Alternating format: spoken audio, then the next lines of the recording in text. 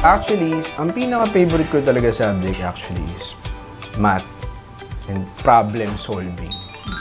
And being an entrepreneur, it has a lot of problems. So sa umpisa, wala kaming tao. Kaya sabi ko nga sa inyo last time is last December, 4 lang kaming nag-Christmas party. And then now, we are 15. Kasi ngayon, 7 yung chairs ko, kulang na yung dentista ko. Kasi kailangan ko silang mabigyan ng trabaho. Kulang na rin yung technician ko. So, actually, we're continuous hiring. Gusto namin makatulong. O, nakikita ko mayroon parang hindi enough. He asked me, gusto mo bang maging doktor? Kasi sa family namin, wala namang doktor. So, ako lang yung sa family namin na lumabas at naging doktor. Actually, nagkakilala kami as pre-dent. Pre-dentistry.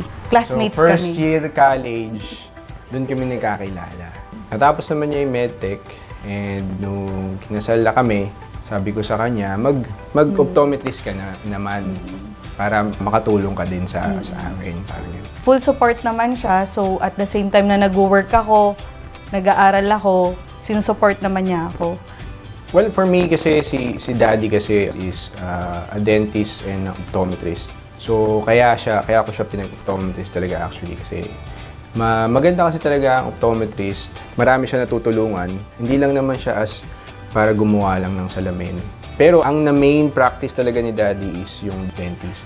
Nung kami, actually ako, I grew up with a dental family and in practice namin actually manual. And it's very hard. It's very time-consuming. Pero ngayon, na-improve natin siya as a digital. So ito yung CT scan natin. So ang kagandahan nito is mas precise na yung ating diagnostic. So parang katulad lang nito. So wala nang ipin yung pasyente. Lagyan natin ng 4 na implant sa baba. 4 na implant din sa taas. So ngayon, pwede na siyang mag-fix bridge. Hindi na siya magre-removable, hindi na siya magpupustiso. So mas maganda na yung magiging kain niya tsaka yung ngiti niya. Tapos, kapag na-CT scan natin, gagawin natin yung ipin. Dito ka pupunta. So ito, dito namin i-design lahat yung ipin mo. Pwede namin ibigay ito sa pasyente, papakita sa pasyente, isend sa Facebook, isend sa email niya. Kung titignan nyo, pag gumagawa kami, inaano natin yung muka, tsaka para makita namin kung bagay ba yung ngiti o hindi. So, pwede mo yan ibigay sa pasyente, magkakaroon ng konting idea yung patient sa kanyang design. After nyan, i-3D print mo yung ipin, tapos, ikakabit sa bibig niya. Pagka nagustuhan niya, gagawin ng matigas na material, yung zirconia. Pero pagka hindi niya nagustuhan, pwedeng i-redesign uli, and then kabit uli sa bibig niya, at least may choice yung patient. Kesa, di katulad dati, kung ano ibigay ng dentista, yun na yun. Wala nang choice yung patient. So, kung ayaw mo, bahala ka sa buhay mo. So, ngayon, kung sakaling ayaw ng patient, hindi naman mamumulubi yung dentista kasi nga, iti-3D print lang natin eh. Tsaka ang kagandahan nung ginagawa namin, lahat nung ginagawa namin dito is kapag nasira, natanggal, nawala, pwede namin i-reprint and then kabit uli sa bibig mo. So, may mga patient kami, kunyari, yung isang patient namin last month ago, masuntok, basag yung zirconia. Yun na inaalala niya, Duk, wala na. Ang mahal yung ginastos ko. Tapos nabasag. Paano na? Wala, print lang natin uli. And then kabit uli sa bibig niya. So, ito ang ating napakagandang machine. So, pwede nating i-play. Maganda dito is pag natapos siya, kukuha siya ng isa and then mimil niya yung kabila. Ito, nagtatrabaho siya ngayon. Pwede natin tanggalin. And ito, pwede rin natin pagganahin si Pogi. Ito naman, wet milling. So, dry. Ito yung wet natin. So, it's the same concept pero kaya nito bakal eh. So, ito, pagka bakal yung gagawin natin, ito yung pang-mimil natin. Yung ating mga 3D printers, yung ito madami, ang piniprint nito ay dentures. So, pwedeng partial, pwedeng complete. Ang pinakamabilis na nagawa ko, at least kung dentures is at least 2 days. So, ito, yung ating surgical guide. Ang piniprint naman yan is para maging 5 minutes lang ang bawat isang implant. Instead of 1 hour na maraming cut, maraming dugo, maraming tahi, Ito, walang dugo, walang tahi, tas mabilis matapos, 5 minutes isang implant. So, pili ka na lang. So, 1 hour o 5 minutes. Ito, ang ginagawa naman nito ay crowns. So, yung crowns natin, pinakamabilis namin magawa is at least 5 hours, tapos na yung buong whole mouth.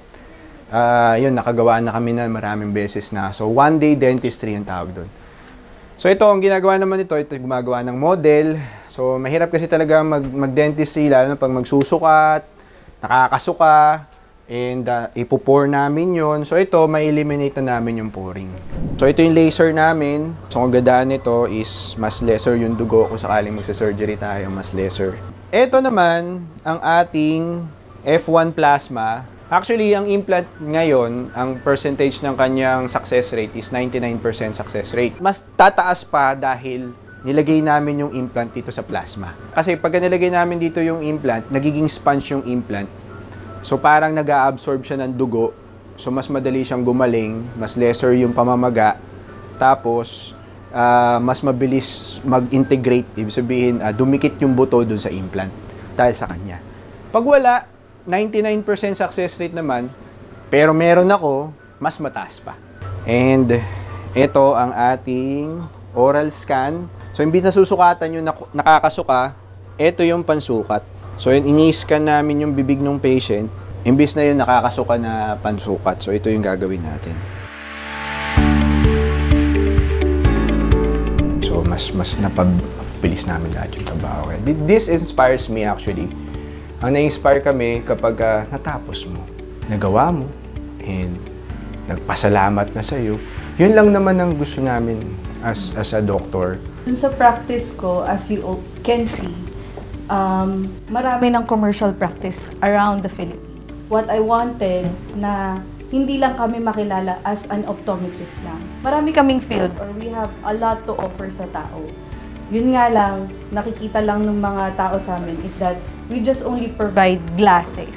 We could offer much more like vision therapy, prosthetic contact lens, prosthetic eye, na maaaring makatulong doon sa pasyente. Kasi usually kapag malabo yung mata, and akala nila, yun na yun, that's it. Hindi enough na nakikita mo 20/20 vision. Minsan nakikita mo siya na 20/20, pero ang hirap na maintindihan ng bata kung ano yung nakita niya. This is our Visionix. In less than 5 minutes, natitake na yung agad yung result. Natetest niya yung refraction, yung pachymetry, and then yung IOP, and then yung retina. Marami siyang test na ginagawa. So, natitake niya yung front, middle, and back surface ng mata.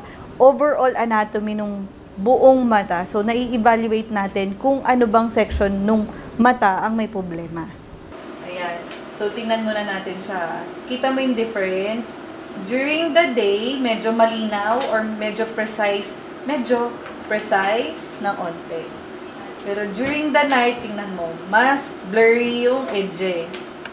Okay? Pag nilagyan natin ng correction, kita mo mas precise na yung edges niya. Tapos yung dot, yun na, spot of light. Pero pag walang correction, tingnan mo. So, pag may nagpa-flash ng light sa'yo during the night, ganyan yung itsura na nakikita mo. Oh, yun. Ayan. So, this one, usually, responsible sila sa keenness of vision or yung sharpest ng vision. So, ito yung minomonitor if may mga patient na may mga glaucoma. Yan. Retinal detachment, macular degeneration. Yan. Tapos, ito naman yung cornea. Yun. And ito yung anterior segment. So, ito yung lens mo nandyan.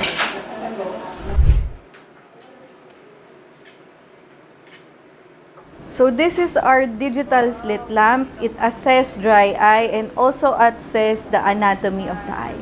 Nagpo-false eyelashes ka ba? Nagpa-mascara ka. Kaya ka pala nagpa-mascara. Look ka dito. Look ka sa ano mismo.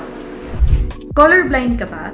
So, meron tayong patient today, isa siyang teacher. Hindi siya makapasa sa abroad dahil nag-fail siya sa Ishihara test. So, tinest namin siya gamit ang digital slit lamp, Visionics, at ang AI-assisted Fundus Photo. So, normally, yung test natin or yung 21 visual steps assessment natin, it takes about 3 to 4 hours siya bago natin matapos. Pero because of yung mga equipments na meron tayo, 5 to 15 minutes na lang, tapos na tayo dun sa ating assessment. So, itong patient natin, nag-undergo siya ng vision therapy for at least 2 months.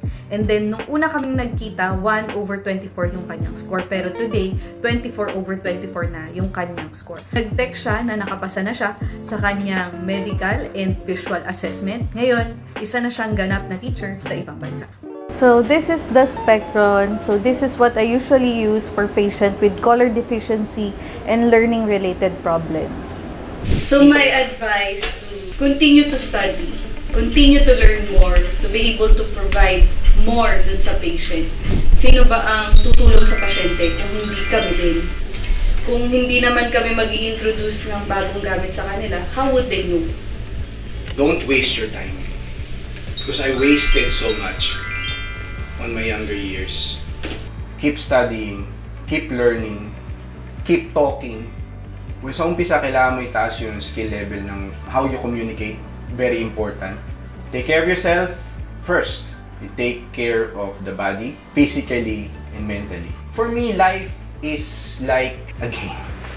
In a game, merong strength, may intelligence, and may wealth. Pero yung tatlo na yun, importante yun para sa sarili.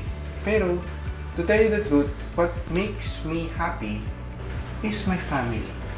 I will not be motivated kapag wala sila. Mas maganda yung pag gumising ka, may naalagaan ka, may umiiyak, at meron kang susubuan, at meron kang makikitang asawa, dun lang ako motivated sa partner.